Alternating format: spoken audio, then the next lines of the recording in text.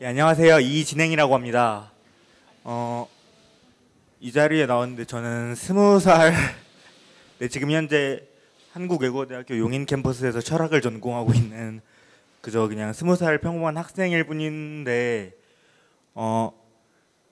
제목이 잉여의 반란이라고 적었는데 사실 저는 제 나름대로는 되게 열심히 살려고 노력을 했지만 정작 학교나 여러 제가 경험하고 있는 그런 공간들에서는 소외되고 낙오대의 일수였습니다. 그런 일상들을 탈피해 나갔던 저의 이야기를 오늘 한번 같이 공유를 해보고 싶어서 이렇게 이 자리에 지원을 해서 서게 되었습니다.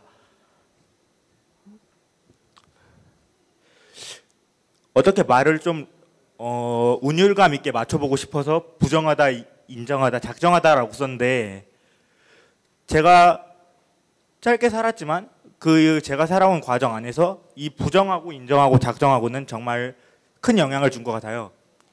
어렸을 때 제가 가지고 있던 환경적 이유로 인해 굉장히 많이 부모님을 부정한 적도 있었고 그러다 여러 일들을 하게 되면서 스스로의 가치관을 인정하게 됐고 그러면서 무언가를 해봐야 되겠다고 작정하고 마음을 품게 되고 이렇게 제가 살았던 인생 동안 부정에서 인정으로, 인정에서 작정으로 그렇게 저의 마음가짐은 변해갔던 것 같습니다. 그래서 잉여의 반란이라는 키워드가 만들어진 것이고 일단 잉여인간의 사전적 정의를 가져와 봤습니다. 잉여인간이라는 말은 흔히들 쓸모없는 인간, 남아 도는 인간 또는 나고자를 뜻하죠.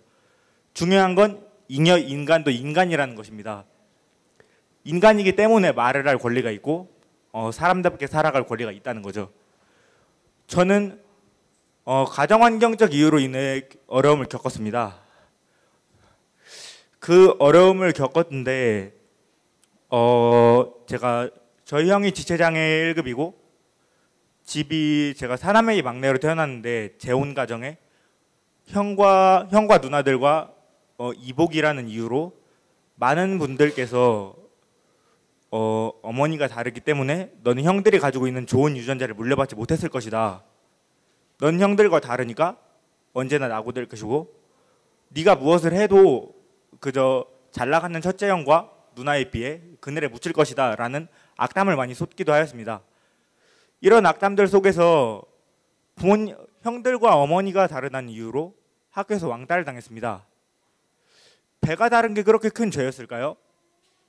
하지만 다른 사람들의 시선은 배가 다르다는 이유로 저를 흔히들 말하는 그 악마의 아들이라고 부르기도 하고 계속 기피하려는 좀 뉘앙스를 많이 보여주시더라고요. 이런 뉘앙스를 극복을 해보고 싶었지만 어린 저로서는 이런 걸 극복할 수 있는 그럴 만한 여지가 없었던 것 같아요. 혼자 왕따라는 이유로 친구들과 밥을 초등학교 때부터 같이 먹지 못하고 혼자 먹어야 했고 집을 가도 부모님은 지체장애 1급인 형이 있기 때문에 이제 형을 돌보시느냐 바빠서 저에 대해 신경을 써주지 못하시고 그러다 보니 소외감에 점점 저는 이 사람들이 과연 정말 내 가족일까 하는 부정을 품게 되고 초등학교 3학년짜리가 TV에서 드라마를 보다가 자살 장면이 나오는데 그걸 보고 할까? 라는 그런 어린 마음에 약간 안 좋은 마음을 품기도 하였습니다. 그러면서 저는 한 TV 프로그램을 보는데 교육방송이었던 것 같아요. 거기서 초등학교 6학년 정도로 보이는 여자아이를 보여주는데 그 여자아이가 되게 혼자서 학교를 다니고 혼자서 밥을 먹고 집에 와도 혼자인데 항상 웃고 있더라고요. 왜 웃고 있냐고 TV 프로그램에서 물어보니 공부를 하는 게 정말 행복해서 웃고 있다고 얘기를 하더라고요. 그 얘기를 보고 막연히 왕따를 탈출하기 위해서 내가 공부를 하면 되나? 내가 1등을 하면 나는 좀 더 행복할까라는 마음을 먹게 됩니다. 그래서 공부를 굉장히 열심히 하기 시작했어요. 근데 공부를 한 3일 정도 했나? 하는데 너무 질리더라고요. 어린 마음에 막 나가 놀고도 싶고 했는데 TV에서 보는 것처럼 그렇게 쉬운 게 아니더라고요. 어린 저한테는. 그렇게 생각을 하고서 그럼 난 할 게 없네라고 고민을 하고 있는데 문득 TV 프로그램을 또 보고 있는데 혼자 있던 저에게는 매스컴이 큰 영향을 주었거든요. TV에서 있는 그대로를 받아들이는 것에 대한 이야기를 해주더라고요. 사람이 자기 자신을 인정하는 것에서부터 행복이 온다라는 말을 듣고 힘을 얻기 시작합니다. 내가 지금 나의 가족을 받아들이고 이런 말들을 주변에서 하는 말들을 아무런 신경도 쓰지 않았을 때 그리고 다 받아들이고 좀 더 융화시킬 수 있었을 때 무슨 일이 벌어질까? 내가 그냥 왕따인 걸 인정해 버리면 안 되나? 하는 생각을 하였습니다. 그래서 왕따인 걸 인정하기 시작합니다. 사람들이 처음에는 너 왕따잖아 저리 가 하면서 비속어를 써도 막 되게 불쾌해하고 승질을 냈었는데 이제는 아니 그래 그럴 수도 있는 거지 뭐 내 가정 환경이 그러면 그런 거지 않냐라고 인정을 하기 시작합니다. 그리고 관심을 받기 위해 좀 더 독특한 일을 해보고 싶어서 화장실 청소도 자원에서 했고 대뜸 친구나 학부모님들 선생님들에게 인사를 하기 시작합니다. 인사를 뜬금없이 했지만 그 인사 안에는 저를 한 번 더 기억해 주셔서 감사합니다. 이렇게라도 안 좋게라도 저를 쳐다봐 주셔서 한 번이라도 관심을 가져주셔서 감사합니다 라는 의미를 담아서 인사를 했습니다. 이렇게 꾸준히 계속 인사를 하다 보니 저는 시선으로 인한 차별 문제를 극복해낼 수 있었습니다. 그저 제 성격이 나빠서 성격이 모자라서가 아니라 시선으로 인해서 왔던 저의 차별은 스스로를 받아들이고 스스로에 대한 사랑을 좀 더 주고 함으로써 있는 그대로 받아들임으로써 극복을 해낼 수 있었습니다. 그러면서 남들과 똑같이 평탄하게 중학교 생활을 하고 고등학교에 올라온 저는 지루한 학교 수업 사이에서 중간고사 때 굉장히 안 좋은 점수를 받게 됩니다.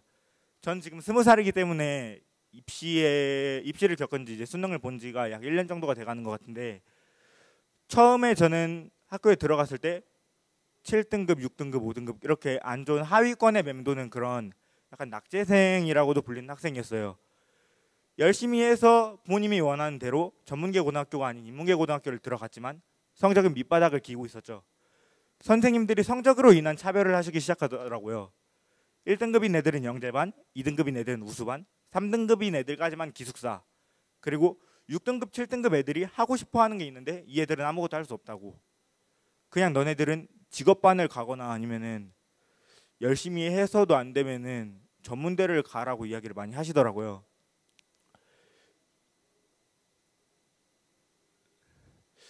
저에게는 꿈이 생겼습니다. 이런 말을 들으니 공부를 열심히 하고 싶었고 그래도 친구들과 함께 잘 어울린다고 생각을 했기에 무언가를 좀 더 공부가 아닌 다른 방면으로 해보고 싶었습니다. 그래서 열심히 공부를 했는데 열심히 노력을 해도 노력은 제가 어릴 때 했던 노력엔 한계가 있더라고요. 저는 3등급에 문턱에서 좌절을 하고 맙니다. 이 좌절은 좌절로 끝이 나지 않았습니다.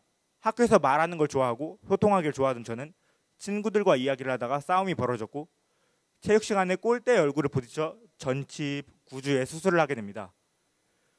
얼굴에 있는 광대뼈가 함몰이 돼서 9주 정도를 병원에 누워 있어야 된다고 하더라고요. 이 9주 동안 누워 있으면서 사실 친구를 굉장히 많이 원망을 했습니다. 골대에 부딪혔지만 친구가 밀어서 부딪힌 것이 되었고 학교는 제가 입원한 뒤로 학교 폭력 문제가 불거졌고 저는 입원해 있었지만 제가 희생양이 되더라고요. 피해자가 돼 있고 이런 환경에서 9주라는 시간 동안 저는 좀 더 받아들이는 방법에 대해 연습을 하기 시작합니다. 제가 살아오면서 나는 아프지만 그래도 이거는 내 과실도 있기 때문에 아무리 친구가 밀었어도 친구를 용서하자. 어떤 해프닝이 벌어져도 그 해프닝에 대해 이해해주고 좀 더 받아들이자라는 생각을 하게 됩니다. 많이 힘든 과정이었지만 사람을 받아들이고 이해를 하려고 노력을 하면서 모든 일에는 인과가 있다는 걸 깨닫게 됐고 병원 안에서 너무 심심하다는 걸 느끼고 퇴원을 하고도 학교는 이상하다는 걸 느끼고 계속 반복되는 공부가 너무 지루한 나머지 기계가 되었다는 걸 느꼈습니다. 그래서 이렇게 학교 밖을 벗어나기 위해 여러 정책 같은 걸 만들어서 군에도 내보고 9번 실패를 하면 10번 시도를 하고 하는 노력 끝에 군에서 저희가 학생들이 원하는 요구를 들어주기까지 이렇게 노력을 하게 되었습니다. 제가 생각하는 건 짧은 인생 19년에서 20년에 가까운 인생을 살아오고 있지만 제 삶에 있어 인정이란 말은 시작을 불러왔고 시작이란 말은 결국 도전이 되어서 지금도 저의 삶을 구성하는 큰 힘이 되었다고 생각을 합니다. 시작이라는 첫 시발점이 없었다면 저는 지금 계속 도전하는 삶을 살고 있다고 하는데 그 도전이라는 삶에 가까이 가지 못했을 것이고 지금 이렇게 이 자리에 나와서 발표를 하지 못할 것이다 라고 생각을 합니다. 짧은 이야기를 들어주셔서 감사합니다. 그럼 여기서 마치도록 하겠습니다.